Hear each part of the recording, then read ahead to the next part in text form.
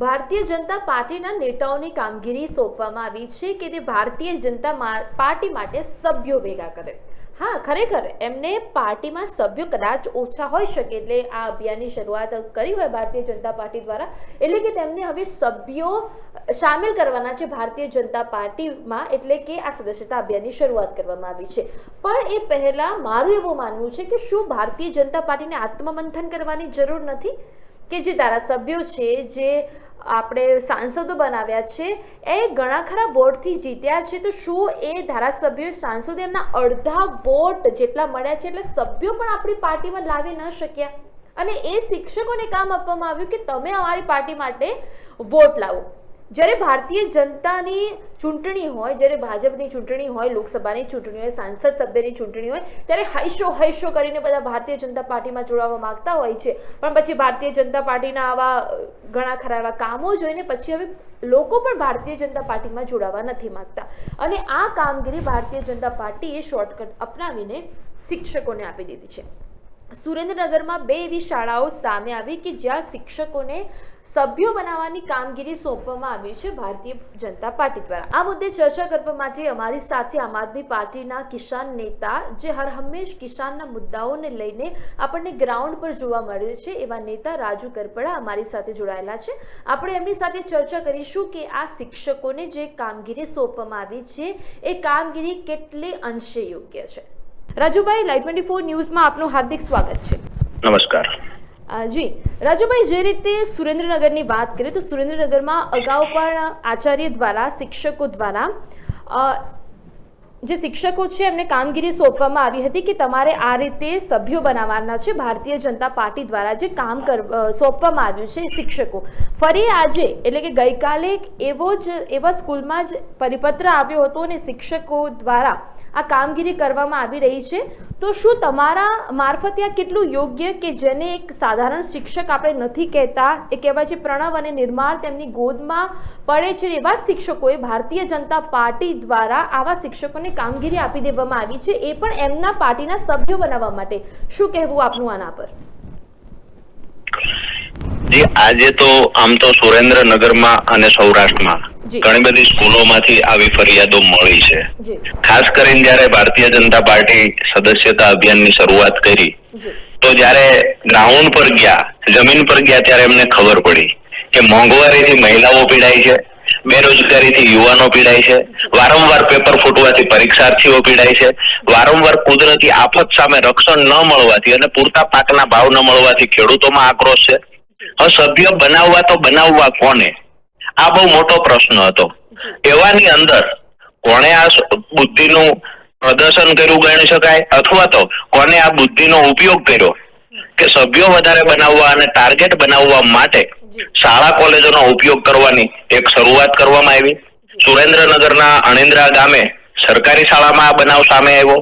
એવી જ રીતે ગઈકાલે અહીંયા સુરેન્દ્રનગર શહેરની અંદર આઈપીએસ સ્કૂલના 4થા ધોરણના વિદ્યાર્થીઓને જે ખરેખર સ્કૂલમાંથી જે સૂચનાઓ આવતી હોય છે, રોજે રોજ એને સ્ટડી કરતા હોય છે વાલીઓ, સૂચના જે મળી છે એને ફોલો કરતા હોય છે, કારણ કે પોતાના બાળકનું ભવિષ્ય સ્કૂલમાં નક્કી થતું હોય છે, એટલે સ્કૂલના નંબર પરથી જે પણ મેસેજો આવે એને વાલી ફોલો કરતા હોય છે। તો એનો મિસયુઝ કરી અને સ્કૂલના નંબર પરથી 4થા ધોરણના વિદ્યાર્થીઓના વાલી હતા એને એક મેસેજ કરવામાં આવ્યો, લિંક મોકલવામાં આવી કે આ નંબર પર તમે આ લિંક સર્ચ કરી અને ભાજપના ભારતીય જનતા પાર્ટીના સભ્ય બનો।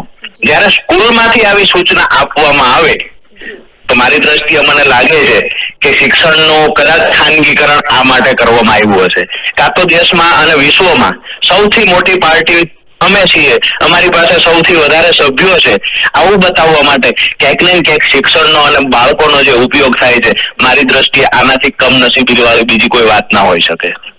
બિલકુલ, જે રીતે રાજુભાઈ જણાવી રહ્યા છે કે ખરેખર ભાજપ સરકાર એક શિસ્તબદ્ધ પાર્ટી છે, અને શિસ્તબદ્ધ પાર્ટી જો આ પ્રકારના કૃત્યો કરે તો આગળમાં જે ભાવિ ભવિષ્ય, જે બાળકો છે જેમનું ભવિષ્ય ઉજ્જવળ બનાવવાનું કામ શિક્ષકોને છે, અને શિક્ષકોને આ પ્રમાણે કાર્ય આપવામાં આવ્યું છે, અને શિક્ષકો પણ ક્યાંક ને ક્યાંક વાલીઓ પર જબરજસ્તી કરી રહ્યા છે। રાજુભાઈ, જે રીતે આપ જણાવી રહ્યા છો એ પ્રમાણે એવું લાગી રહ્યું છે કે શિક્ષકો હવે વાલીઓને ડાયરેક્ટ મેસેજ કરી રહ્યા છે કે આ લિંક પર ક્લિક કરો, જે ફોર્મ છે સદસ્યતાનું એ ભરો અને તમે ભાજપના સદસ્ય બનો એ રીતે કામગીરી હવે શિક્ષકો પણ આપી રહ્યા છે. અને ખાસ મેં તમારા એક વાયરલ વિડીયોમાં પણ જોયું કે તમે શિક્ષણ અધિકારી સાથે સુરેન્દ્રનગરમાં વાત કરી, પણ તમારી વાત સાંભળ્યા વગર શિક્ષણ અધિકારી તમારા પ્રશ્નનો જવાબ આપ્યા વગર ભાગી ગયા હતા. તો શું ખરેખર શિક્ષક અધિકારીએ આ પ્રકારનું કાર્ય કરવું જોઈએ કે કેમ? બિલકુલ ન કરવું જોઈએ. જિલ્લા શિક્ષણ અધિકારીની એક નૈતિક જવાબદારી બને કે કોઈ પણ શાળાની અંદર જે ખરેખર અનલીગલી પ્રવૃત્તિઓ ચાલતી હોય અથવા તો કોઈ રાજકીય પાર્ટીનો હાથો બની અને શાળા સંચાલકો જ્યારે પોતાની મનમાની ચલાવતા હોય, શાળા સંચાલકો વાલીઓ પર જ્યારે ફોર્સ કરી રહ્યા હોય, વાલીની તો મજબૂરી છે કે પોતાનું બાળક એમની સ્કૂલમાં ભણે છે, જો એ સ્કૂલના જે કઈ મેસેજ હશે એને ફોલો નહીં કરે તો ક્યાંક એના શિક્ષણ પર અસર થશે. તો પણ એક વાલીમાં ડર હોય છે. ત્યારે આ બધી પરિસ્થિતિની વચ્ચે જ્યારે ફરિયાદ મળે ત્યારે જિલ્લા શિક્ષણ અધિકારીએ તાત્કાલિક ધોરણે કાર્યવાહી કરવાની હોય, લાજવાનું હોય. એના બદલે સુરેન્દ્રનગર પ્રાથમિક વિભાગના શિક્ષણ અધિકારી જેને ખરેખર ક્લાસ 1 ઓફિસર તરીકે પોતાની જાતને દર્શાવે છે, તો એ અધિકારી જ્યારે ખરેખર લોકો રજૂઆત કરવા આવ્યા છે, ન્યૂઝપેપરોમાં સમાચાર બન્યા છે, તેમ છતાં વાલીઓની વાત સાંભળવાની નહીં, વિપક્ષની વાત સાંભળવાની નહીં, સ્કૂલની ગેરરીતિની વાત સાંભળવાની નહીં અને પોતે મીટિંગનું બહાનું કાઢી અને ઓફિસ છોડીને જ્યારે ભાગી જાય ત્યારે આજે વાલીઓને ખરેખર આક્રોશ છે. રજૂઆત કોને કરવા જશે? વાળ પોતે ચીબડા ગળશે તો ફરિયાદ કોને કરવાની? આવી પરિસ્થિતિનું નિર્માણ સુરેન્દ્રનગર સાથે ગુજરાતભરમાં થયું છે. આજે તો મને એ પણ જાણવા મળ્યું કે મોટાભાગની સ્કૂલોમાં ન્યૂઝપેપરના માધ્યમથી જાણવા મળ્યું 500,000 ત્યાંથી બાળકોના નંબરો લાવી 500,000 સભ્યો દરેક સ્કૂલને સભ્યો બનાવવાના ટાર્ગેટો પણ આપવામાં આવ્યા હતા. રાજકોટમાં પણ આ કામગીરીની શરૂઆત થયેલી. આજે આ વધારે પડતો દેખાડો થવાથી રાજકોટમાં કામગીરી સ્થગિત કરવામાં આવી છે. મૂળ વાત એ છે કે પોતાની પાર્ટી પાસે વધારે સભ્યો છે આવું બતાવવા માટે તમે શિક્ષકોનો ઉપયોગ કરો, શાળાઓનો ઉપયોગ કરો અને બાળકોનો ઉપયોગ કરો. આ ક્યારેય ચલાવી ન લેવાય. આવી સ્કૂલના સંચાલકો પર કડકમાં કડક કાર્યવાહી થવી જોઈએ અને પ્રાથમિક વિભાગના જિલ્લા શિક્ષણ અધિકારી જો કાર્યવાહી કરવા માટે સક્ષમ નથી તો ક્યાંક ને ક્યાંક જિલ્લા શિક્ષણ અધિકારીની કાં તો મજબૂરી છે અને કાં તો એમની પણ આની અંદર સંડોવણી છે. જી, જે રીતે રાજુભાઈ જણાવી રહ્યા છે એ પ્રમાણે કદાચ એવું પણ લાગી રહ્યું છે કે શિક્ષકો, અમુક જે શિક્ષકો છે એમના ખિસ્સામાં દર મહિને ભારતીય જનતા પાર્ટીની સરકાર છે એટલે સરકાર પૈસા આપે છે. કદાચ એ શિક્ષકો એટલા માટે બોલતા પણ ન હોય, કારણ કે સુરેન્દ્રનગરમાં એક શિક્ષક અને એક આચાર્યનો જે ઓડિયો ક્લિપ છે એ પણ વાયરલ થયો હતો. એ ઓડિયો ક્લિપમાં ડાયરેક્ટ એમને કહ્યું છે કે અમને આગળથી કામગીરી સોંપવામાં આવી છે. રાજુભાઈ, શું તમને લાગે છે કે હવે ભારતીય જનતા પાર્ટી વધારે પડતો દેખાડો કરી રહી છે? એટલે ખરેખર હવે શિક્ષકો નેતાઓનું કામ કરે કે પછી બાળકોને ભણાવવાનું કામ કરે, એ પણ એક પ્રશ્ન ઉભો થઈ રહ્યો છે. હવે ભાજપ એટલે કે ભારતીય જનતા પાર્ટીને ખુદ આત્મમંથન કરવાની જરૂર લાગી રહી છે કે ખરેખર એમની પાર્ટી હવે ખોખલી થઈ રહી છે અને ખોખલી થવાને કારણે હવે એમને સભ્યો બનાવવાની જરૂર પડી છે. શું કહેવું આના પર અને ભારતીય જનતા પાર્ટીને શું આત્મમંથન કરવાની જરૂર છે ખરા રાજુભાઈ? મેં ભૂતકાળમાં શાસ્ત્રનું વાંચન કર્યું છે.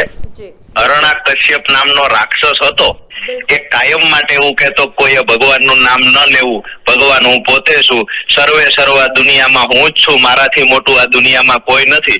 બળજબરી પૂર્વક પોતાનું નામ લેવડાવવાનું, કોઈ ભગવાનનું નામ લેતો એને સખતમાં સખત સજા કરવાની અને બળજબરી પૂર્વક જ્યાં પોતાનું સામ્રાજ્ય હતું એ વિસ્તારમાં કોઈએ બીજા કોઈનું નામ નહીં લેવાનું. આ પરિસ્થિતિનું નિર્માણ આજે ગુજરાતમાં થયું છે. બળજબરી પૂર્વક તમારે ભાજપના સભ્ય કાં તો બનાવવામાં આવશે અથવા તો અમારી પાર્ટી સૌથી મોટી છે, લોકપ્રિય છે અને લોકો અમારી પાછળ ઘણા બધા સભ્યો જોડાયેલા છે.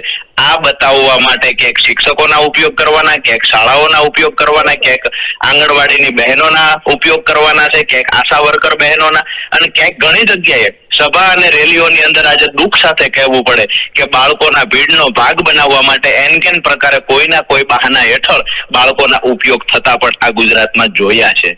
અમે વાત કરીએ તમે શિક્ષકોની જે પાછલા બારણેથી એમને પણ કઈક લાભ થતો હશે.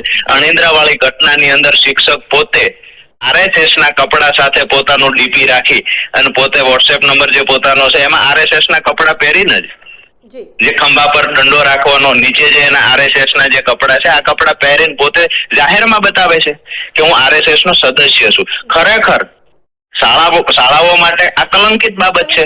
જિલ્લા શિક્ષણ અધિકારીએ ખરેખર એના પર કાર્યવાહી કરવી જોઈએ. કોઈ સંસ્થા રાજકીય પાર્ટી સાથે જોડાયેલી હોય, જ્યારે ગવર્મેન્ટ તમને સેલેરી ચૂકવે છે, તો તમે આ શું સાબિત કરવા માંગો છો? એટલે ક્યાંક ને ક્યાંક હું એવું માનું છું કે અરુણા કશ્યપ જેવી ઘટના ગુજરાતમાં ઘટી રહી છે કે મારા સિવાય કોઈનું નામ નહીં લેવાનું, સર્વે સર્વા પૃથ્વી પર હું જ છું. પણ એક દિવસ પ્રહલાદનો પણ જન્મ થશે, એક દિવસ ભગવાન પણ નરસિંહ રૂપ લઈ અને પૃથ્વી પર આવશે, અને એક દિવસ ખરેખર અરુણા કશ્યપનો જેવી રીતે નાશ થયો હતો એવી રીતે અહંકાર ભરેલી આ પાર્ટીનો પણ ટૂંક સમયમાં નાશ થશે. બિલકુલ, જે રીતે રાજુભાઈ જણાવી રહ્યા છે, ખરેખર જે કામગીરી હવે ઘણા સમયથી ભાજપ સરકાર દ્વારા કરવામાં આવી રહી છે, એટલે કોઈક દિવસ આ રીતે પાર્ટીનો વિનાશ થશે એ કંઈક દૂર વસ્તુ નથી. કારણ કે ઘણા બધા હવે લોકો સખત શબ્દોમાં આ પાર્ટીને વખોડી રહ્યા છે, સખત શબ્દોમાં આ પાર્ટી જે કૃત્ય કરી રહી છે એમને વખોડી રહ્યા છે. ઘણી જગ્યાએ આપણે ભ્રષ્ટાચાર જોયો છે, આ પાર્ટીનો ભ્રષ્ટાચાર હવે દેખાઈ રહ્યો છે. વાત વડોદરાના પૂરની કરીએ, ત્યાં પણ ભ્રષ્ટાચાર દેખાયો છે, ગેરકાયદે જે મિલકતો બનાવી છે એનાથી પણ લોકો રોષે ભરાયા છે. પણ આ શિસ્તબદ્ધ કહેવાતી પાર્ટીએ હવે શિક્ષકોને છોડ્યા નથી, એટલે શિક્ષકોમાં આક્રોશ છે. જે શિક્ષકો ખરેખર રીતે પોતાની જાતને શિક્ષક માને છે, એક કલમ ઉપાડવાની તાકાત એ શિક્ષક રાખે છે, નહીં કે પછી ભાજપ એટલે કે ભારતીય જનતા પાર્ટીના ઈશારા પર નાચવાની તાકાત જે શિક્ષકોની અંદર છે એ ભારતીય જનતા પાર્ટીનું કામ કરવાની છે. અને જે શિક્ષકો ખરેખર એક કલમ ઉઠાવવાની તાકાત રાખે છે એ શિક્ષકો આક્રોશ પણ ઠલવી રહ્યા છે કે આ કામગીરી સભ્યો બનાવવાની કામગીરી અમારી નથી. રાજુભાઈ, આપ લાઈવ 24 ન્યૂઝ સાથે જોડાયા એ બદલ આપનો ખૂબ ખૂબ આભાર. Thank you.